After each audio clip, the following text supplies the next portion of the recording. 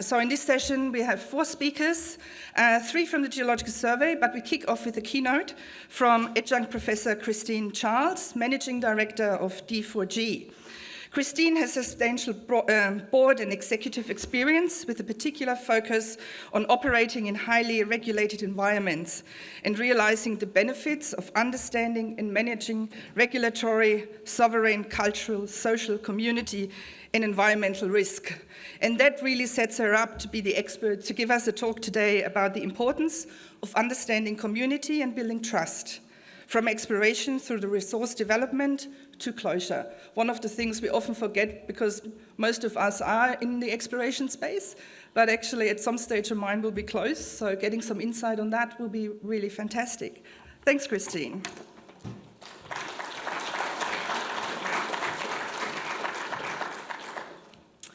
Oh, Jack, it is bright up here. Thank you so much for the welcome to country, and have a great day. Thank you, everyone. I'm delighted to be here. Today I want to reflect on the question of how mining operates within society, and particularly I think for explorers, what are the things that you do and where does that actually kind of start the journey? First, I also, thanking Jack for his welcome, I did want to acknowledge that we're on Kaurna country and acknowledge the First Nations of the land.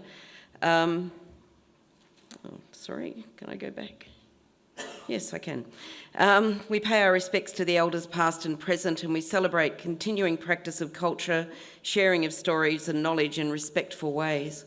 And it's fantastic to hear stories of culture being kind of re-owned in a sense and rediscovered through new generations.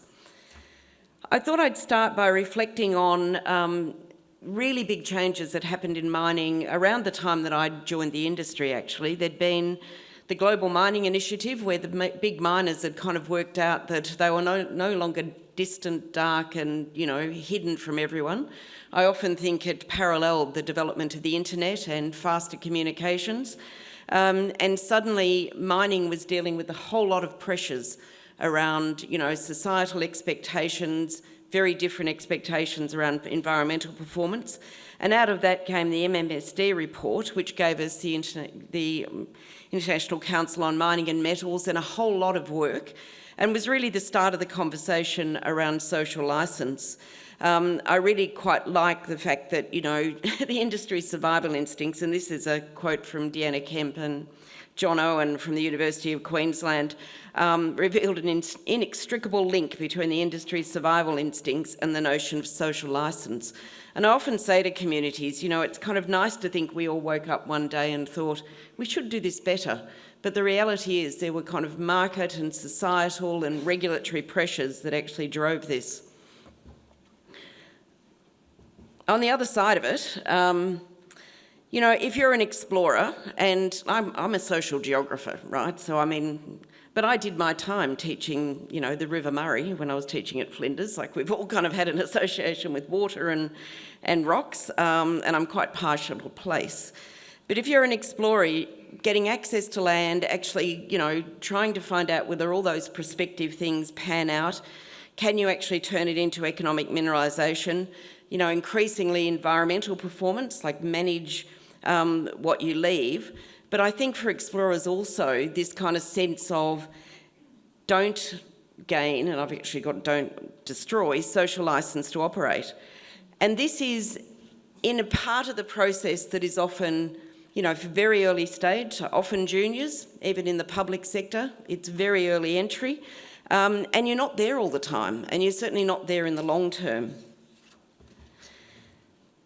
Industry has gone, I think, from, when I joined Newmont from the World Health Organisation. Much to my surprise, I must admit, I hadn't quite kind of seen myself moving into mining. And I think there was a great sense that they needed a new set of skills. But at that stage, it was like, could you go and do that stuff? Like, go and talk to people out there and, work out how to do it. Increasingly over time, I think as an industry, we've understood that it's about the internal capability of the industry that's most important. So this is a statement from BHP that's pretty common. And in fact, I was at IMARC a couple of weeks ago, and just about every talk I saw from any chief executive from small to large companies had social licence risk, community risk right up the top. But what does that mean for explorers? There you go. Every stage of mining, finding, proving the resource, development and closure inherits what you do. So, I've certainly been with explorers with a sense, and, I've kind of, as part of understanding the industry, been out at exploration camps, and there is a bit of a sense that the driving need to kind of get on land and the frustration of not being able to. So, at the bad end of it, it's kind of like, I'll promise you anything, my children, my life, anything to get on land, with not necessarily a lot of kind of thinking about what happens next.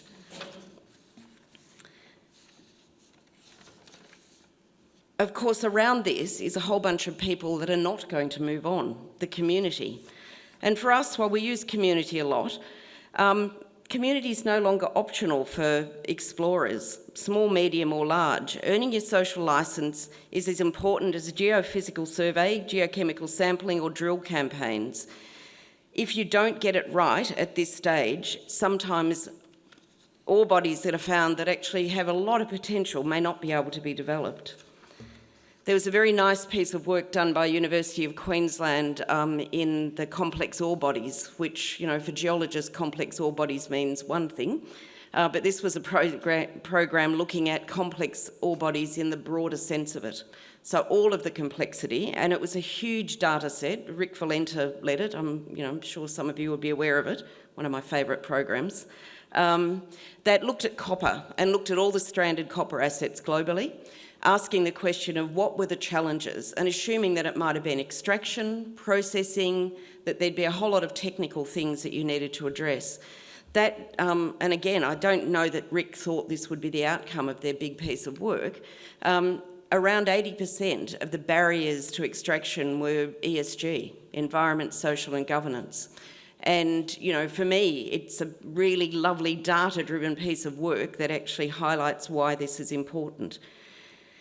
We largely get the formal regulatory process and, industry's constantly telling me they don't love it. I actually think it's one of the greatest protections for industry to have robust regulation and processes that people believe in.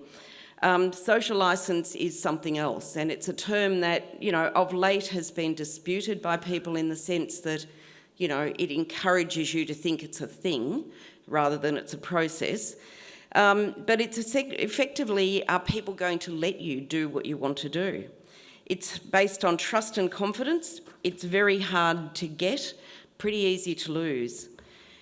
It's often granted by local community, but also regulators, and increasingly in an interconnected world, it is the broader view of the community. It's intangible, certainly not permanent.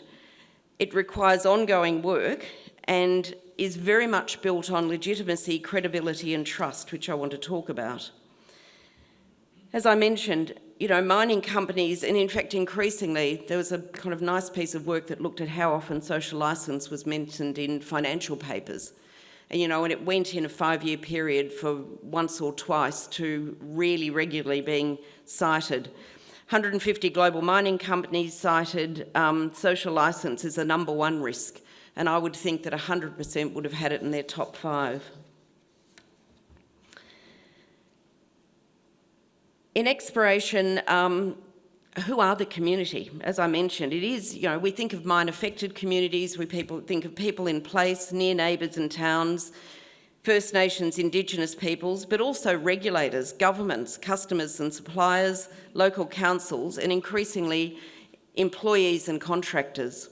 And I chair the Resources Engineering Skills Alliance, which is looking at workforce skills. And that it's very clear that the reputation of the industry and the perception of what you're going to be doing is one of the things that we need to constantly address in looking at the pathways for STEM and kids at school coming into the industry.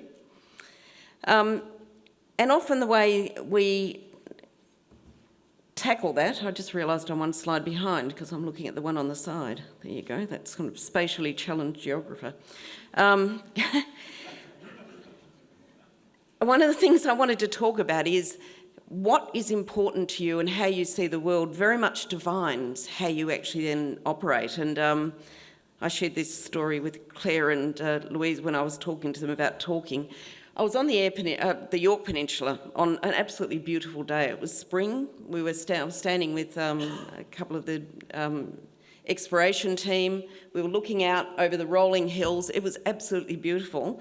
And the guy beside me said, you know, under that crap is the most amazing rock formations. And you go, right. And I, you know, for me, I mean, it was genuine, right? He was so excited, and I love that passion for rock. But it was, I did think I would not take him into a community conversation without kind of maybe realigning it. So, you know, what you think is important, and in fact the style of your interaction has a huge impact on how successful it is. Companies and government have tried to gain social licence through tasks, through systems, and when we all know the huge effort that's been put into systems, ISO systems and other systems to try and internalise processes. But often they're mechanistic and transactional, like let's make a deal, and often they don't even deal with the whole life of mine. They'll actually be, we need to make a deal for this thing. This piece of land access, this infill drilling, you know, now we want to develop. Communities grant social licence on the basis of the perceived quality of the relationship and the existence of trust. So the language from the companies and governments is always often focused around positive corporate reputations, understanding culture and customs, educating local stakeholders, ensuring open communication. And in fact, I'm kind of thinking of mining lease applications and peppers that have kind of, you know, have this language all through it. I might have written some of it actually. Business partnerships with communities, workforce training, community support and capacity, employing innovation and technology. And all of those are actually really important things. But from the community, when we think about whether they want you there or not, and you have to remember, you know, for most communities, they're happily living their life, and mining is entirely disruptive. It often comes out of nowhere. It's not how they've thought of their environment. If you think of outrage, and I think, you know, some people certainly in the government here have actually done some of the outrage training, and Peter Sandman's a fantastic resource if you haven't. Mining and how we actually get on land ticks so many of the boxes of the things that are going to make people uncomfortable. It's unknown, it's, you know, it feels foreign, it's not asked for, you don't have control over it. For communities, the language they're using is, do they respect us? Are they listening? Are they transparent? And, you know, that's a big challenge for industry because people often want to get it right before they share. But I constantly say, share the journey, even when you're struggling. Do they let us participate? Can we believe what they say? Are they responsive to our issues? Can we trust them?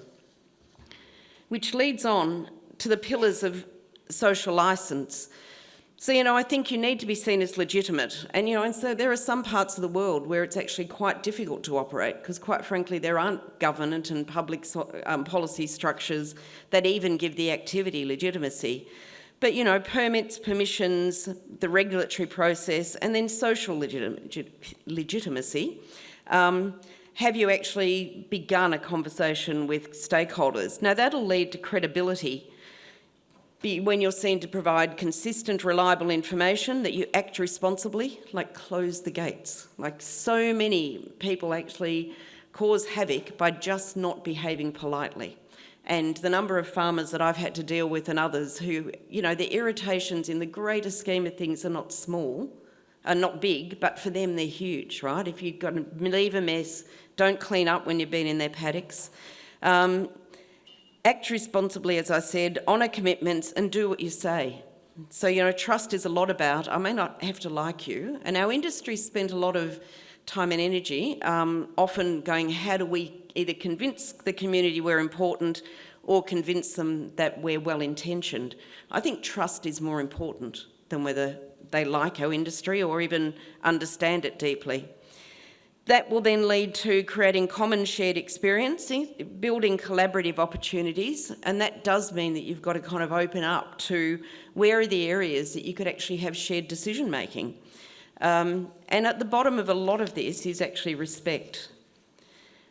So the challenge for explorers, I think, is it's really easy to confuse acceptance for approval, cooperation for trust. The fact that someone lets you do something doesn't mean that they trust you. Technical credibility for social credibility. Exploration teams, and they're not the only ones actually, all of us, can fail to understand the local community. And there are really good tools, and in spite of being at the soft end of science, I keep going, we're still science, in the social sciences, there are tools and techniques and processes for doing this well. Don't understand the local rules of the game, delay stakeholder engagement, which is a huge challenge for the whole industry. And I know in South Australia, regulators have really been trying to work out how to better front end the industry capability. Fail to allocate sufficient time for relationship building. Therefore, they undermine their own credibility and they fail to respect and listen to the community. Really huge challenges for the industry. Why is it so difficult? Well, the way exploration happens is counterproductive to building relationships. It's episodic, it's unpredictable periods of presence and then absence, and you might come back if you found something. High uncertainty of the outcome. A lot of places are looked at, very few actually end up panning out. Reactive and sometimes compliance-driven, and seeing community engagement in terms of a series of tasks and transactions rather than relationship building. Underestimating the time and effort and overestimating the quality of the relationship with the community. I think this at a time when the industry, money's not very available at the early exploration phase. We have an industry that, unlike oil and gas, where it's very vertically integrated, we have lots of junior explorers out there. And, the big end of town like to farm in, they spread the kind of exposure to prospectivity. The problem with that is it's actually at the time when you're initially building these relationships that you are least capable of doing them. It's interesting, I was looking at the Geological Survey of Finland's got a really nice little research brief, it's not very long, on what they're calling a social licence to explore, sort of looking at some of these sort of early interaction, early contact, and making the point that particularly for greenfields, minimal exploration are the newcomers and they will be the first representatives of the industry. This early stage plays an absolutely significant role in shaping relationships and influencing the attitudes of local people, not only towards this project, but the possibility of a mine and actually the industry as well. So, the mining industry does need to build. I mean, this is, another comment, couple of years, 2017, it's getting old. Nothing's changed. The mining industry needs to build better relationship with communities, but in that lies a technical challenge. And, the answer to this will be collaboration. So for exploration geologists, for people at the technical end and even the research end of it, I've been involved in the Kapunda ISR project for quite a few years now. And, I'm pretty sure that we would not be where we are if we had not had a research grant for the early part of it that allowed us to not only do the work, but build the relationships with the community. Pretty sure it kind of wouldn't be achievable. My experience of the industry over the years has been that it's very easy to be siloed. And not just mining engineers or geologists. I mean, it's quite tribal, let's face it. But quite frankly, we have our community engagement people out promising local procurement and employment, but no one told procurement or HR. So it's a kind of an issue around us being results-driven and our structures not always leading to collaboration. But I think for explorers, and particularly given, the structure and the nature of exploration and exploration companies, that it is really, really important to work out how to collaborate. And I think for our side, in terms of, people with technical expertise, we need to find better structures at a time when companies don't have a lot of money. Like, I do a lot of fairly light-handed advice. when, you kind of know there's not a lot of money, and sometimes the managing director has him and his best friend, and that's it in the exploration company, and everyone's buying in the resources they need. So I think both for regulators, for educating young geologists coming out, like I'm quite passionate that, before people actually leave uni, that they're exposed to thinking about all of the technical capability they need, but this part of technical capability. Because explorers are absolutely the ambassadors for the industry. And, I've seen it go so badly wrong, and nobody wants to then spend the rest of development and operations and closure. And, we talk about social licence to operate. Well, social licence to closure is a thing, because that's the point at which the community kind of bring to account all of the promises you made and everything that didn't happen, and are really trying to get their head round what the impact of the whole experience has been. And in fact, I'm on the board of Transitions in Mining Economy, CRC, which is a really exciting CRC with a lot of, I think we've got 70 plus participants, including all the big end of town, because they're, reasonably worried about the very large negative balance sheets they're all facing with closure. Every state regulator and mining agency is actually involved, as well as communities. And what we're trying to do is actually think of closure from the point of discovery, right? Because how you actually develop an operation, what happens during the course of it, and then what land use you think is going to happen afterwards. And quite frankly, 99% of the time, we can't put it back the way we found it.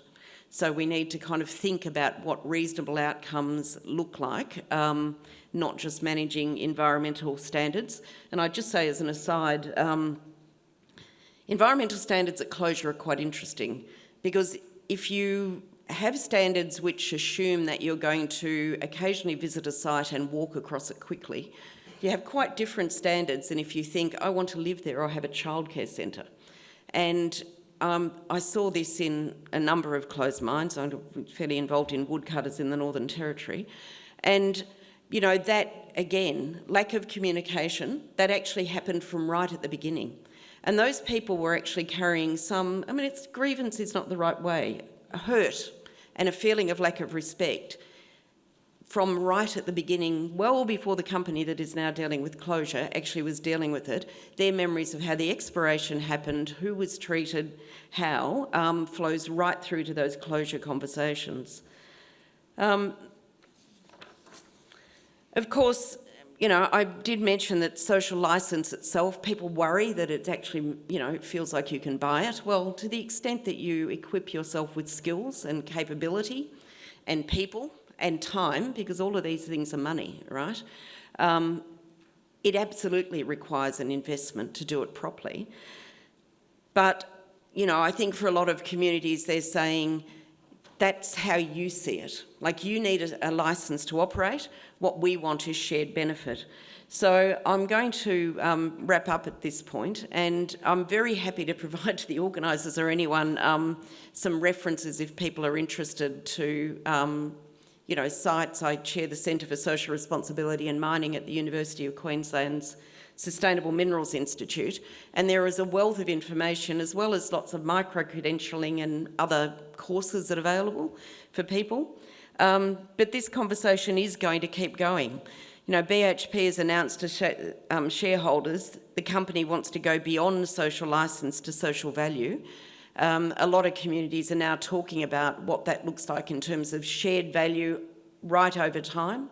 And I know in the Indigenous space, First Nation space, some communities are looking at how do they co-discover, how do they co-explore, how do they mesh traditional knowledge of the land, where, quite frankly, sacred sites, it's not surprising that they actually often overlap anomalies, because, they're kind of things that are different in the landscape.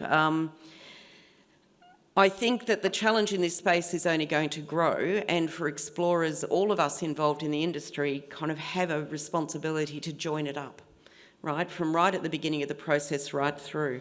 So I hope that was a useful kind of, insight, I guess, into our approach. It's not something that somebody else should do, but also don't have to do it alone. You know, we need to work out how to collaborate better. So thanks for the opportunity. This is a good way to do it, to come and talk at a day on rocks. Thank you.